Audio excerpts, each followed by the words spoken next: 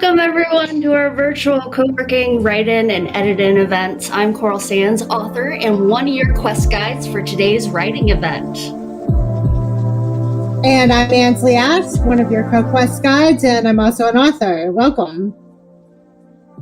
To keep myself accountable, I love virtual write-in events. We get to meet so many different writers from around the world, and today we will be doing sprints with prompts followed by short breaks. During our short breaks, we will be chatting a bit so you can get to know it. We're live on YouTube, but feel free to watch the VOD afterwards so you can pause if you need more time with the prompts. And while you're on YouTube, please click subscribe so you don't miss us go live. And don't forget to share. We appreciate all of the support you've shown us so far. Before we get much further, let's discuss our upcoming events. Coral?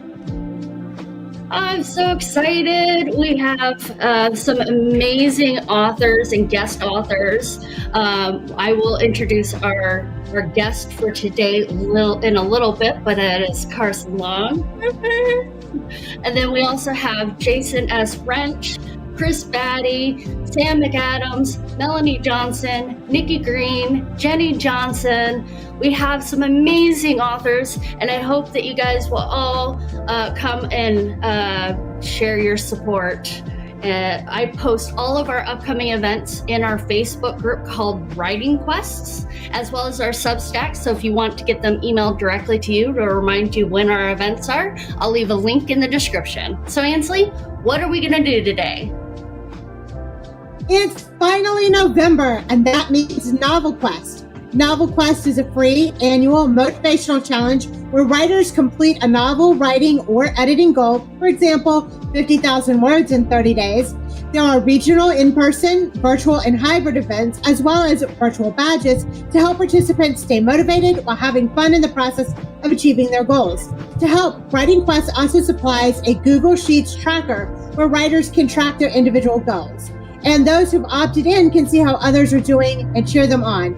The link is in the link to the tracker is in the description below.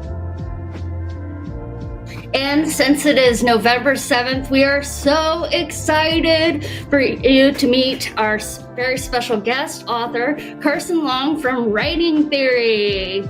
Yay! For those that don't know, everyone. I am a huge fan of Carson's.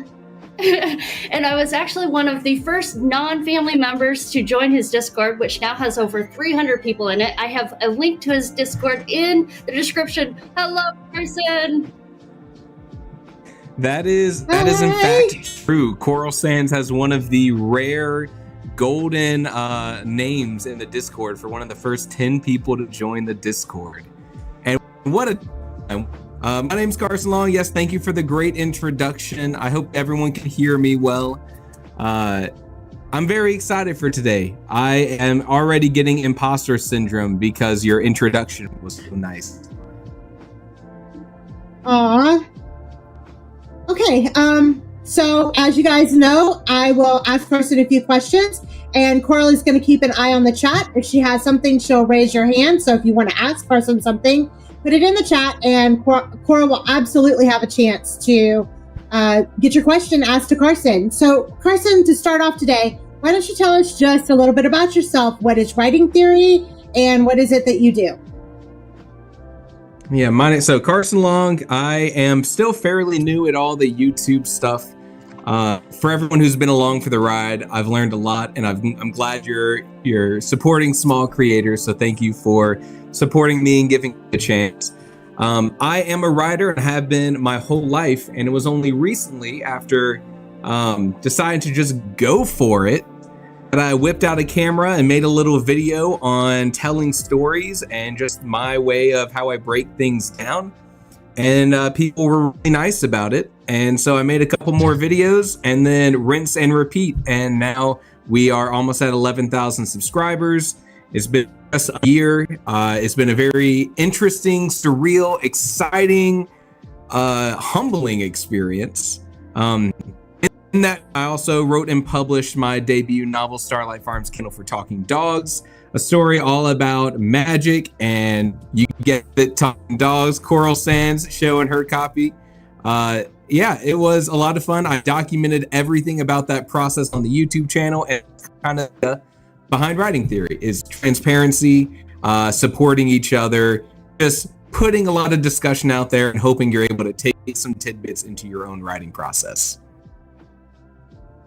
That sounds wonderful. Okay, so quick question. Do you have any pets or hobbies you would like to discuss with us outside of your writing? Yeah, sure. So a lot of me makes it into the YouTube videos. So a lot of people here probably picked up. I love playing music. I play guitar. I play bass. I sing. I play piano. I did not make this beautiful lo-fi music that we hear in the background, but I heard that there is someone close to Writing Quest who did. So shout out to them. I just like creating things, whether it's woodworking, which we do a lot here. I live out in rural Wisconsin in a big giant log cabin, which sounds so weird to say to people. We have 2 dogs, Moose and Bailey, a golden retriever, and a border collie Australian shepherd, which is basically 2 of the characters in the lots of different things. I'm kind of a big believer in like better living is better writing, and putting yourself out there, trying new things will just give you more ammunition to write with. And then other than that, what you see, what you get with me. This is just who I am, and I hope it all comes out through all the videos and writing that I'm just here to have fun.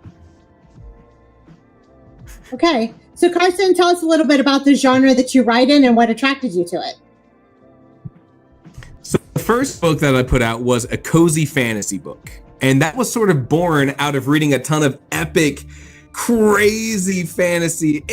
The dragon is bursting out of earth and we need to save everyone. And I kind of got burnt out on like those crazy stories. And so I was like, you know what? I've read Legends and Lattes by Travis Baldree. It was such a breath of fresh air. Sometimes you just need a book to crack open, enjoy your weekend with, and not have to be worried about really that much of what's happening in the story. And so my first book was cozy fantasy. And I do still have love for that genre, but I'm trying one trick pony. So the story that I'm working on for Novello November, the writing theory live stream novel writing month, is more of a mystery book that's taking place in a small town called Whittier, Alaska. And it's been all on stream, and it's been a lot of fun. Everyone's been very positive, and we've had a lot of great discussions there. Yeah, viewers of writing know I am a mystery novelist myself. So anytime we have a novelist on, I get like, woo! So yes, so that's so exciting to hear. I just love the genre. Okay, you've told us a little bit about your current project, and you're doing a writing challenge on your live stream. Do you have any advice for somebody who's maybe attempting this for the first time, or just anybody who wanders by about achieving goals? Yeah, the biggest thing you can do with this entire month of writing, number one, above anything else, is just know that this is not like you're for not achieving your goals. This is like just inciting you to go out and write, giving you an excuse to write. So number one thing I can say is set goals that you believe you can achieve. And if you have days where you don't write, it's not a big deal. If your goal is 50,000 words and you write 40,000 words, you should still be proud of that. You shouldn't feel like that was like a failure or something. So number one is just kind of practicing a little bit of self-love and giving yourself a break as you do this. You will still run so great.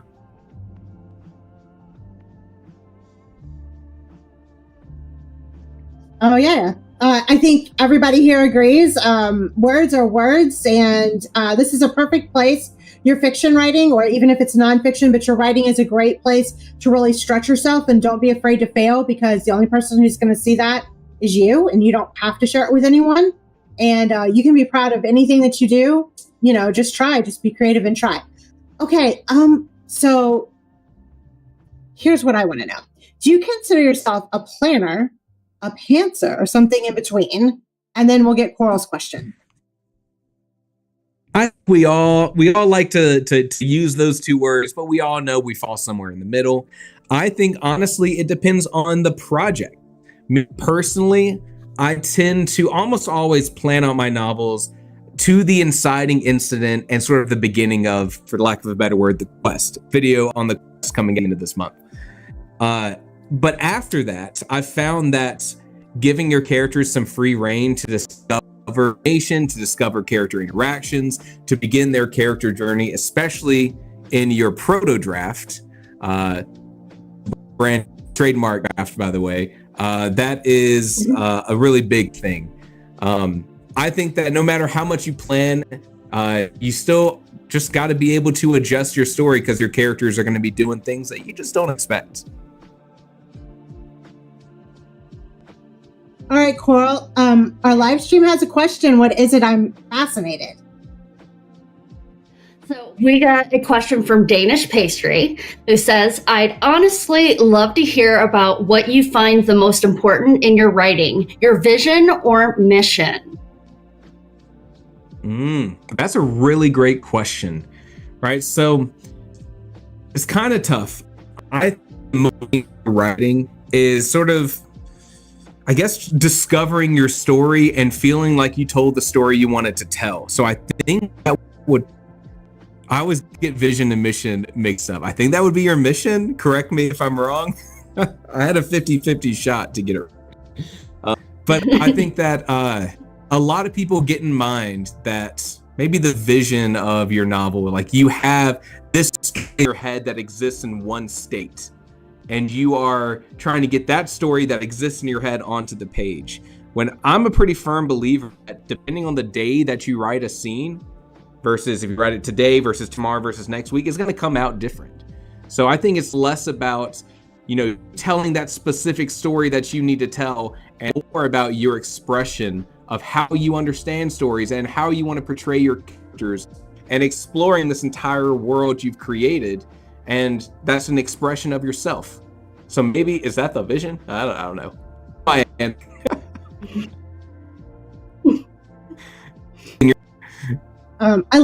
Those lines blur for me a lot too. I would say I would define my mission as telling the story the best way that serves the story the best.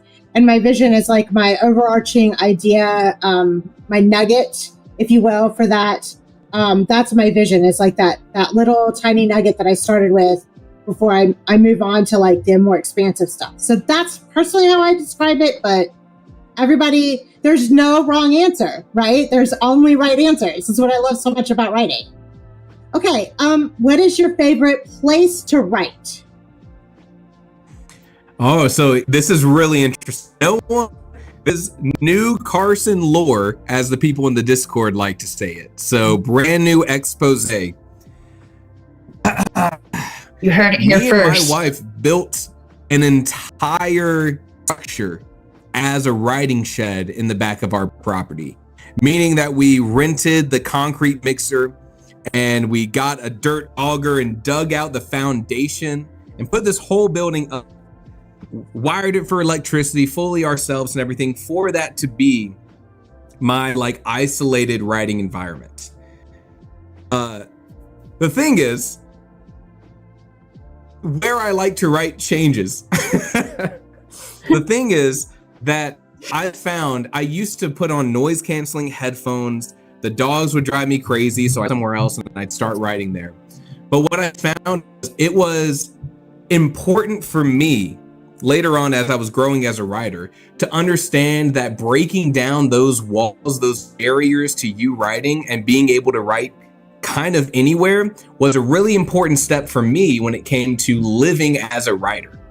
Right? Sometimes there are moments in our life, go out to the writing shed in our isolated, wired wood stove heated that we built. And instead I need to be in here taking care of the dogs or trying to get dinner ready while my wife is working and living life because life doesn't stop. So instead, breaking down all of those sort of notions that I had in my head of how I needed to write was a lot more impactful to me growing as a writer than anything else regarding the craft of writing, with things like studying writing books or plot frameworks. Find a way of writing that suited me. And so I write anywhere now. Even though we do have that big shed in the backyard. I hope it gets good use, though. Like, you put a lot of work into it. It should be well used and well loved. Okay. What is your favorite snack while writing? I love this question. We're all authors. We get so many different things. So what is your favorite snack? I do not snack with anything in particular when I write. I normally have a bottle of water. No, I am not a big snacker until suddenly our house somehow ends up with a bunch of Cheetos and Doritos, and then all of a sudden I can't.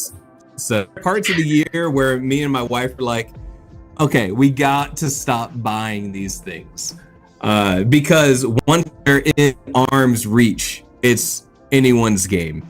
More than anything, I always have water. I got a water bottle here. I put a little, drink a lot of sugary drinks or anything.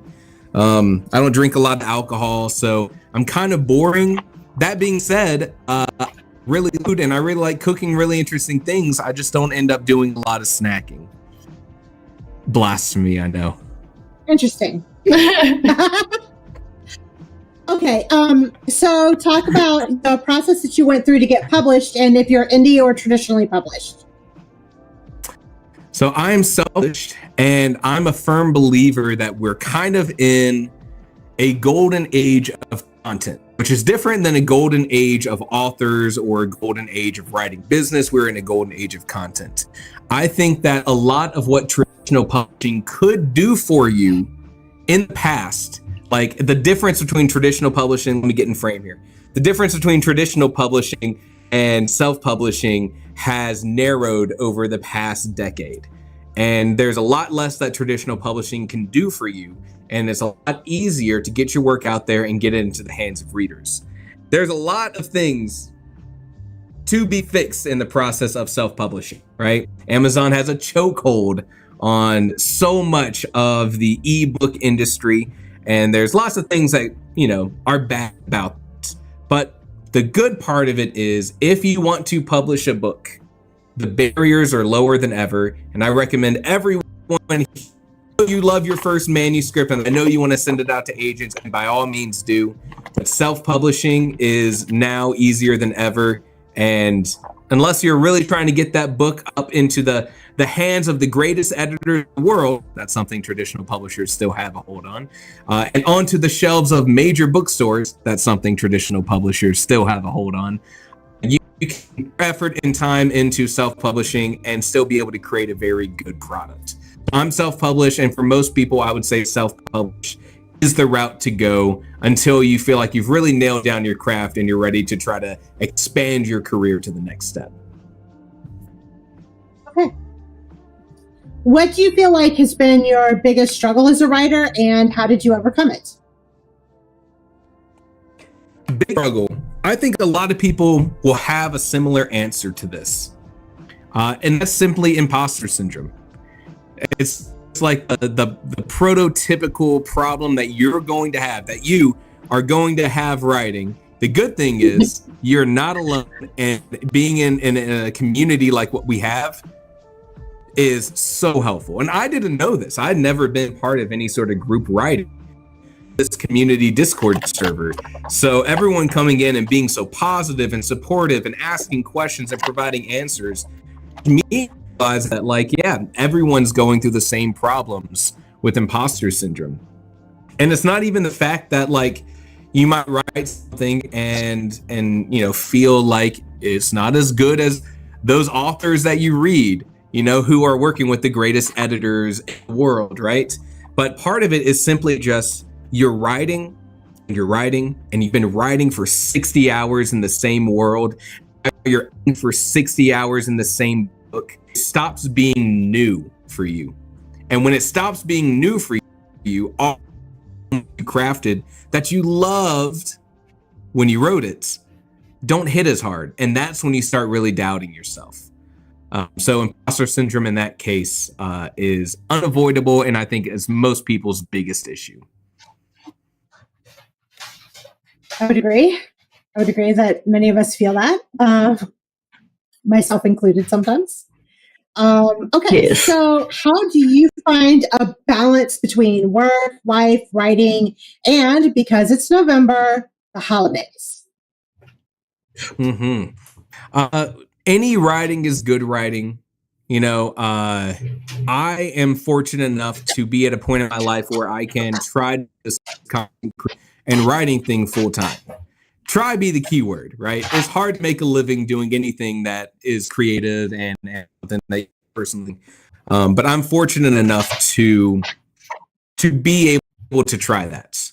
And so in that case, I think having support behind you is always a beneficial thing. And that could be support of a loved one. That could be the support of a community. That could be the support but just having someone who's kind of rooting for you and in your corner, I think is gets you that motivation that you need to put it aside. Yeah, you have 1 extra hour you can afford a day or 30 minutes. And I think if you want to be a writer, if you want to tell the stories, and I think almost all of us have heard the calling of writing and chosen to answer, you're going to find a way to do it. I think I've always been a believer that, if you are in love with music and you want to learn an instrument, you will do it because you're passionate enough, right? Same thing with writing. If you have that story you want to tell, if you have that motivation to get this out in the world, and if you're willing to, that drive in itself is going to push you to carve out 30 minutes, carve out 40 minutes, carve out an hour, right on those off days when you can. That doesn't mean life doesn't get in the way. It doesn't mean you should sacrifice life things to do more writing. It means that you should learn to be a writer that addresses, hey, here's all the stuff I need, and looks for those moments to capitalize. Agreed. I definitely agree. Okay. Is there a particular book on the craft that you would recommend, or a crafting resource that you would recommend for writers who are looking to improve their skill set? Where do I start? So one of the series, maybe one of the only series that I make on the YouTube channel, is breaking down different writing books and kind of going through them and using all of their important takeaways that I identified, which is not all of them, but the ones that really connected with me, as these sort of jumping off points for discussion. And so we've gone through a couple books: On Writing by Stephen King, Bird by Bird by Anne Lamott, The Art of Fiction by John Gardner, Robert McKee's Dialogue, all of these different books. And I got to say, the one that was most shocking to me, hey, there you go. The one that was most shocking to me that I got the most out of was The Story Grid by Sean Coyne. And I can even speak a little bit on the exact thing that really connected with me. And that was their idea of story recursiveness, which is not even the main point of the whole book. It's not the big story grid framework that they talk about at the end. It's the idea that, here's your whole story. All right, let's look at acts. Let's give those acts an inciting incident and a complication and a climax and an opening image and a closing image. But the idea of story recursiveness is that you can always go one more layer deeper and even break down your scenes into this understanding of, here's where we start scene, here's the complication and the crisis, I think is one of the words that they use. And so now whenever I'm struggling to figure out what I'm supposed to be doing in a story, I look at my story through that lens. Where am I in the grand scheme of my story between Act 1, Act 2, Act 3, the inciting incident, etc.? And then I zoom in there and I say, okay, well, I'm just in the inciting incident of this much smaller part of my story. Naturally, it feels like I should do this thing next. And that kind of unlocks something in my brain. And I've heard other people say similar things, but for some reason, that really helped me out. So The Story Grid by Sean Coyne was a really good read. It's something I knocked out in a day. It's not too hefty. It's pretty easy to read. It's not like a John Gardner Art of Fiction book, like a college book. It's a good read. I've read that one, the John Gardner one, and it was a little bit difficult to get through, but because I had to read it, I had to read some passages like over and over again. But sometimes the ones that are really simple to read and you just fly through, are so practical. I find myself going back to them again and again and again and again, just because they're written in a really accessible way. So yeah, that one's a really good book, and I really enjoyed it. So thank you. Okay, do you have any advice for a first-time writer? So this is controversial Carson coming out. If you've been in the live stream, you've seen me down there. Some people say write the story you want to tell. Some people say start small. I'm a believer that if you are given your first writing, your first story a try, you haven't published anything, you haven't finished anything, choosing to write a smaller novella style book is great. Starlight Farms Kennel for Talking Dogs started with the goal of just, I'm going to write something at 40,000 words because I know if I put in the time. And then it grew just a little bit. It's like 53,000 words or something like that. But it was so easy to keep wanting to add more because I was in love with the story. And that kind of, if you can get to that point of being invested in your characters and having that motivate you, which means you want to write more about your characters, which means it motivates you even more. You're in this positive feedback loop. It's crazy. You don't know how to stop. And all of a sudden you love writing and you're doing it for the rest of your life. I mean, come on. I agree. I love it. I agree. And in fact, I started off it took me 10 years to complete my first novel. And then I got done with it and I didn't know how to edit it. And I went back and I started writing novelettes and novellas because I needed to learn how to edit. So like, I do think this is really good advice. I wish somebody on my creative journey had told me, like, you don't have to do the big 90,000 word novel. You can do 10,000 words, 20,000 words, 30,000 words. Just, do what you can handle and take that story from beginning to middle to end. I really wish I'd had that advice when I was starting. So and I think amazing. On that point, I also think it's really important that you realize, everyone out there watching, no matter if you write something and complete it or write something and fail it, you learn so much about the process that when you start your next story, you are already miles ahead by understanding what works for you and how you understand story. So you hit that point, the next project you write, all of a sudden you've learned even more. You're way up here. It's a process of growing and enjoying that process that is key. So that's important. Okay, and then our last question is a little bit maybe taboo to talk about, but we do here. How do you handle writer's block?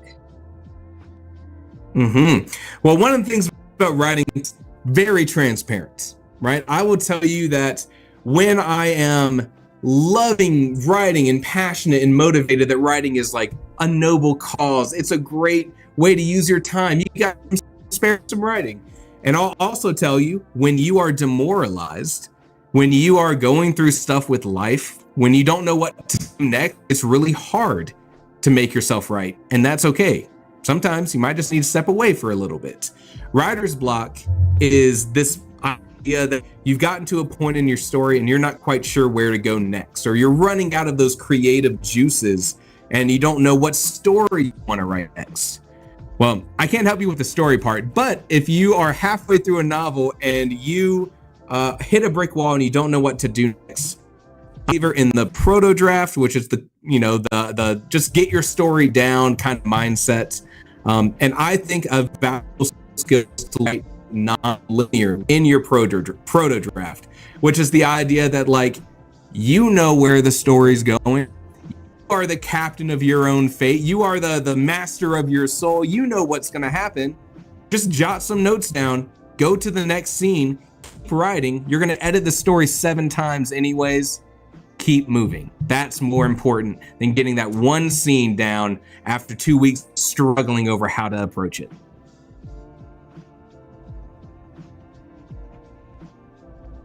I agree. All right, Coral, it's time for our game. Can you explain the game to everybody out there? I'm so excited. I love the game. I hope everybody loves the game. By the way, Actually, you need to leave. Really happy. If you play the game with us, leave in the comments down below. So I'm actually really happy to introduce one of my favorite games. When I was a little girl, my mom used to give me random words, and I would have to create a poem from them. They call it a found poem. And now I do this exercise with my writing groups, and it's challenging and fun. So, Ansley, how does it work? Okay, we're going to put 6 words up on the screen, and you need to write a scene where you include all 6 of those words in your scene. Leave a comment down below and tell us whether or not you achieved it all. Remember, there are no wrong answers. And while everything is going on, you're going to get to see what Coral and I come up with and whether or not we get them all in. And sometimes we're down to that very last second we figure it out. Yeah, and everyone can join us for this game. So let's see how many words we can get. You guys are going to get 5 minutes for this game. Is everyone ready? Okay, let's begin.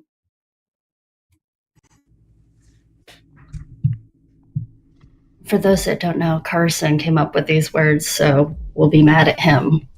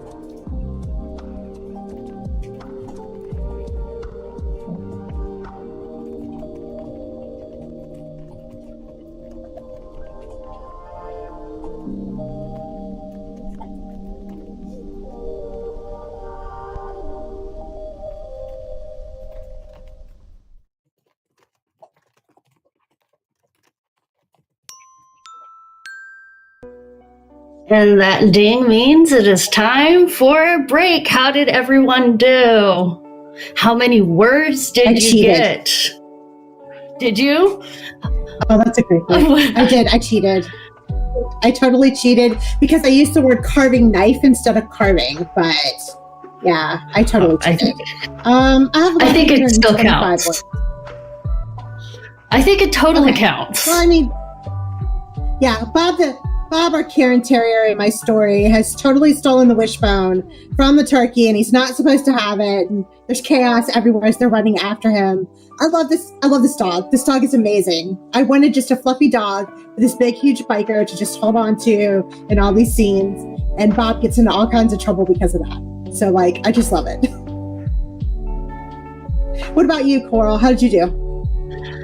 I got 139 words, and I did get all 6. I don't know how. I did not. Just in the last few seconds was I able to get the last part, the wishbone, and it was kind of Jimmy rigged into it. All right, in the chat we have 121 words. JPB got 99 words. Fantastic. Nice. I'm so excited to see all of these, all of the word counts that people get. I'm so excited. I'm so happy people play along with us because we're just on here goofing off between the two of us as friends, all the games we play. And it's so nice to have people with us. So, I'm so excited.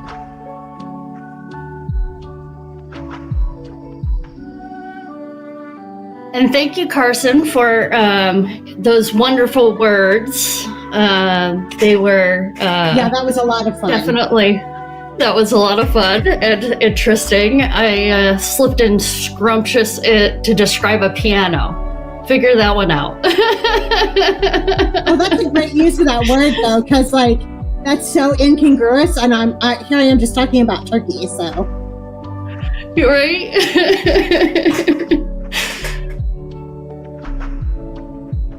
Okay, so we have about 2.5 minutes left of this break. Before we go on, we will talk about our first prompt. I made sure that when we chose this first prompt that it was to include an animal. And the reason why is because of Starlight Farms Kennel for Talking Dogs. And as I showed earlier, I have it, and it's amazing. And so I figured if we could have a cozy fantasy with some talking dogs, then we should be able to, each and every one of us, get in an animal somewhere in the scene. We are not all as fortunate to have Bob the Karen Terrier pouncing for our scenes, but... I mean, mine's a horror elements, paranormal fiction. There's not too many animals in it, so it should be quite interesting to try to figure out how to slip in an animal in the scene somewhere.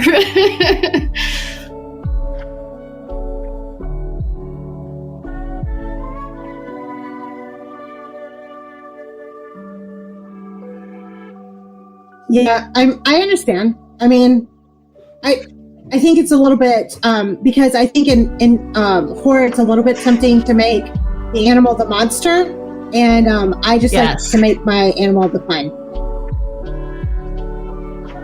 Yeah. So yeah, I get absolutely. I get it. Yes, I will not make my monster the animal. We need to be more creative than that. I have some ideas. All right, so before we get started, we only have like 30 seconds left of this break. I want to encourage everyone to drink and hydrate themselves.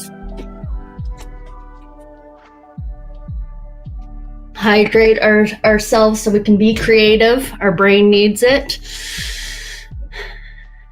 And we got about 10 seconds left. I believe in everyone. You can do this. All right. And 10 minutes on the clock. Let's go.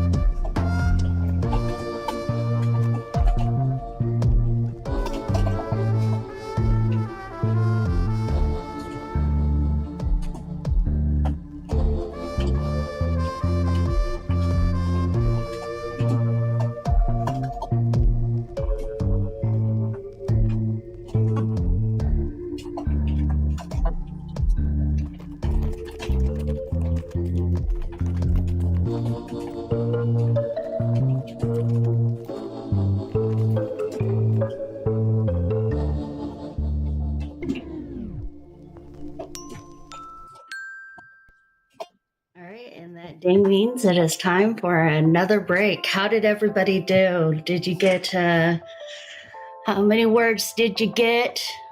How did everybody do? I'm still counting.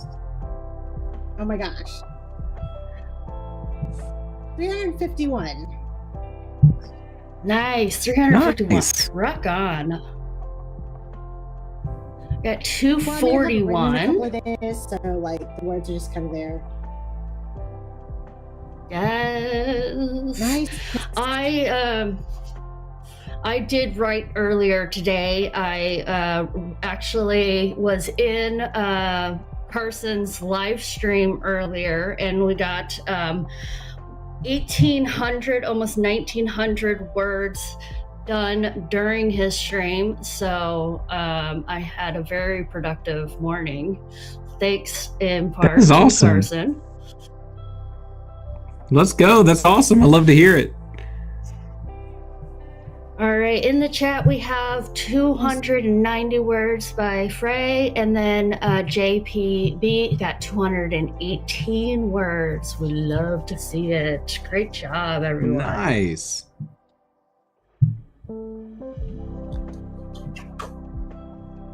Yeah, so that seems to be a whole lot of fun. Yeah, right word counts. All words matter. This is just the getting them out phase. We'll worry about the rest of that later. Oh my goodness. And I have to admit, I absolutely hated everything I wrote, but there's still some little twinklings there that there might be something in that scene that I might use later. But even if I just take that exact scene and rewrite it again, I think that to improve it, those are still words, and I will count them again when I rewrite the same words. That happens to everyone. Happens to the best of us.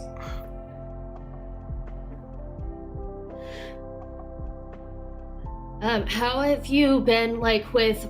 I know that for Novella November, you have been doing all of your writing during the live streams. How has that process been for you for like writing live? So I've always had the skill to just like switch the brain off and go. You know, we have someone in the Discord, Margot, who, bless their soul, somehow is getting down like 10,000 words a day. I don't know if I can words like that, Amazing. but I've been a pretty fast writer my whole life. And so I think people have different approaches, and not even something you can control, but like different ways that they sort of get into the zone for writing. I know some people, when they write, repeat it like they're like reading the book.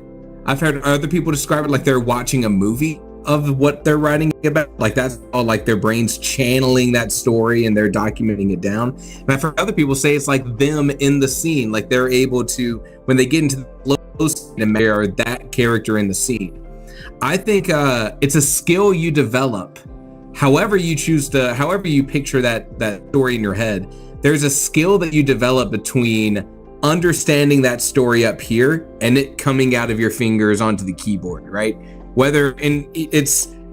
think there's a pretty almost like direct correlation with how practiced you are at doing that, how practiced you might be at doing some kind of thing like public speaking. And it's not exact, but I think it's a similar muscle in your brain that makes you have to think quickly and understand how to phrase things quickly. And so I think that I've always been a public, done like improv stuff back in school and been up on stage in front of people.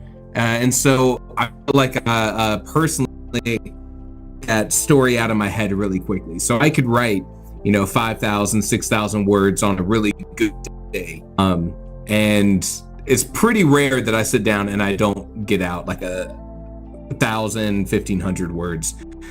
The writing stream has just been letting that story come out in my head and not really being too concerned about how many things I have to backspace or any spelling typos that I make, but really just letting myself experience the story just like how I would with any kind of writing. And I think because I choose to be so transparent, that makes it really easy to not be worried about what I'm putting on the screen, as opposed to like, if I didn't want people to see my mistakes, writing on the live stream would be a terrible idea.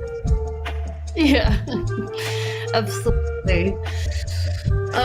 So we are going to be doing prompt 2, which is conducting a rescue. So let's see if we what shenanigans our characters can get into, and then let's go rescue them.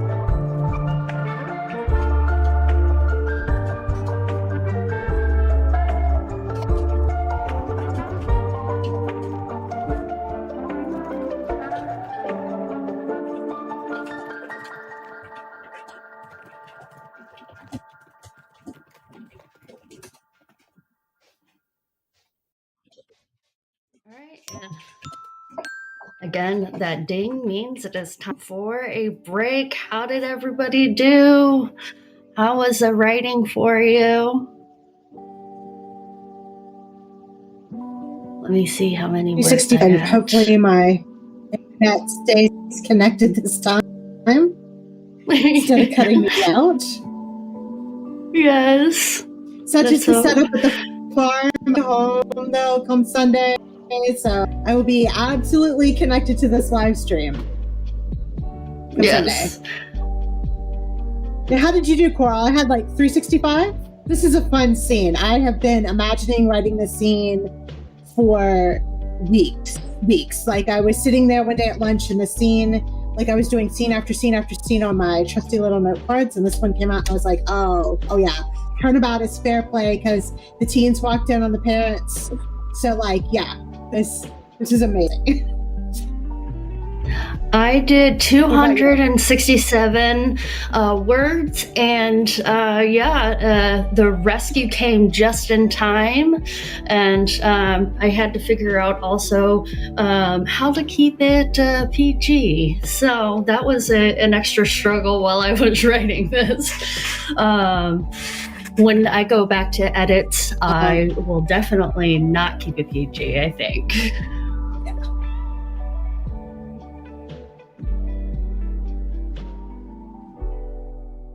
Yeah, I struggle a little bit with the PG myself, but it is mystery, so not a romance, so like can't get too detailed. You have to adjust the right word here or there to convey that what you mean. Now, Carson, I know that you're writing a mystery too about Whittier, Alaska, which has been super fascinating to learn all of this lore about Whittier just by going to your live streams. I actually have been to Alaska. I've never been to Whittier, but the times that I went up to Alaska was when I was in the military, and I'll tell you what is not fun, being in the middle of the ocean when you're dealing with like 50-foot swells in the middle of winter, not fun. Will like fun things like that happen in your story, you think?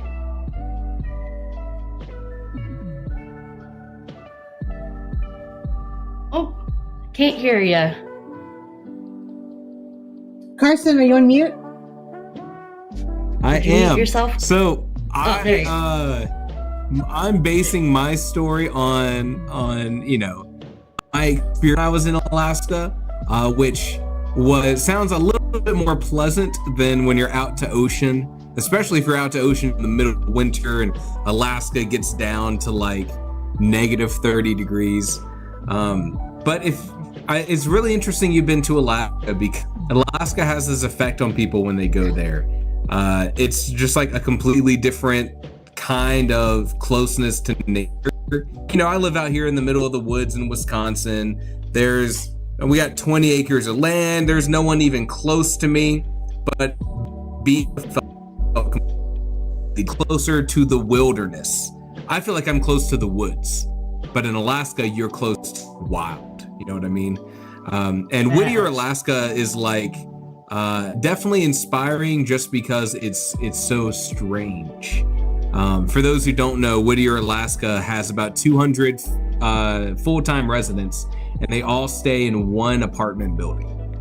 It's right on the coast. There is one way in and out of that town, a tunnel that's 2 miles long that carves through a mountain. It's shared by a train and the cars. Only one can go at a time. And so when we went there and we did like this little wildlife cruise, we saw like orcas, we saw like all kinds of animals, we saw glaciers cracking and falling into the ocean. But I spent that whole time thinking, this is so wild. Someone needs to write a murder mystery where everyone's locked in to this little town, the tunnel's closed, all are just stuck together. And that was the inspiration for all this. So that's been kind of just like turning around in my head for the past couple years, thinking like, this is a story I want to write. It's all about finding out time, when should I write it? And it turned out to be this November. Yes. I love it. And on that note, we will be going into our next prompt, prompt 3. What is your character blind to? This is, we'll have 10 minutes for this. And this is an interesting thing because what is your character blind to?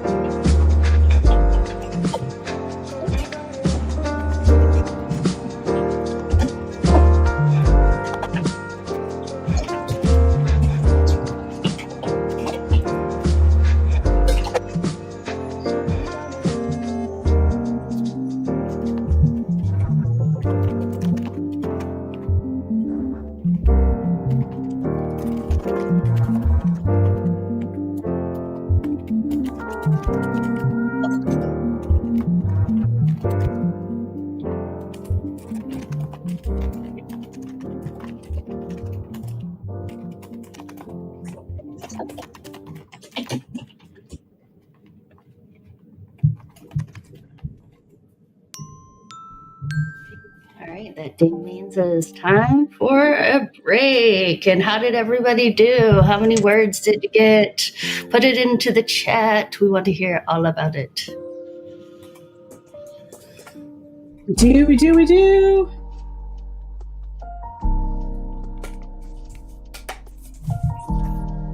All right, I got 317. Okay. I got 350-ish. And some of that is just my process of writing around, like, where's the tension? What is my character blind to? What is the tension? And how do I think of a scene that illustrates that? And you can see all of that if you read my work. There on the Nice. if you read it live, it's like, what's he blind to? So, like, I had to think about that for a minute.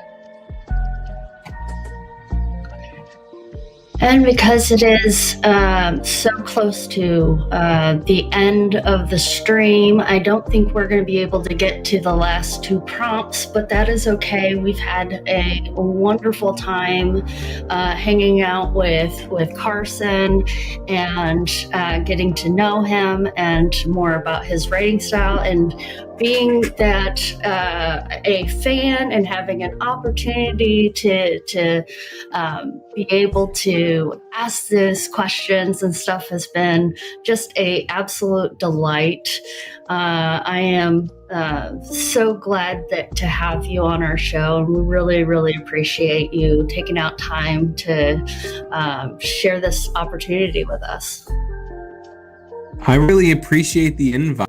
It didn't even take me any sort of like time to decide. When you reached out, I was like, easy, yes. I would love to. You know, it's just one of those. This community that we've made with writing theory has been like mind-boggling to me. I remember when I first made the Discord and I put it out there in my first video, I was like, you know what? Fingers crossed. Maybe we get like 10, 15 people, because like, you know, who would be interested in this sort of thing? And the Discord has grown. We're almost at 400 people now, and every single person involved in our writing challenges, in our discussions, all of this kind of stuff is always so like crazy to me. Now, the cool thing though is like the Discord is not mine. It has the writing theory in it, but it's meant to be like that reflection for the community. And everyone has made it a very supportive and awesome place. That's so awesome. And I am definitely part of the Discord. There is a link to the Discord in the description. I made sure to snatch up one of those links for you. So if anybody's here that is not from the Discord, please feel free to click on that link and join. We have a lot of fun. One of my favorite things to do is actually the story workshops, and to post my work that I'm working on and get feedback from people. And that's been a really awesome piece of the community. And it's been really super awesome. I'm so glad to hear that. Check it out if you haven't already, if you're not already in the Discord. It's just a place that feels, you know, exciting to be around other writers who are rooting for you. And that's like the whole thesis. Absolutely. And that's something that we're hoping for Writing Quests as well, as we are new and we are growing, and we hope to be a community of writers as well. And so as we grow, it's certainly something that is on our mind, is maintaining this sense of community that we may have had in some previous other challenges. Okay.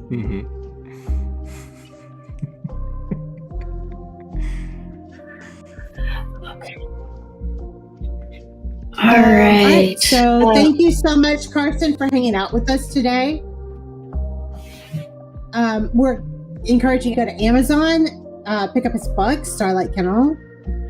Starlight Kennel for Talking Dogs. It's a long title. Link is in the description. We did make sure that that was also put into the description. So please, everyone, check it out. We really appreciate it. And before I go, I must thank our producer, David McGinnis. I couldn't do any of this without him. He created all the graphics, animation, music, produced this event. And don't forget to do all of the things to help the algorithm, like comment, share, subscribe, follow. Every little bit helps.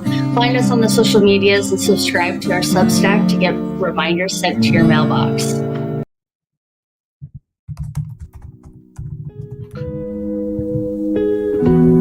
And on that note, we will see everybody on our next show. It's November 10th at 11 a.m. Central Time with special guest author Jason S. Wrench. Thanks for watching, and I'll see you next time.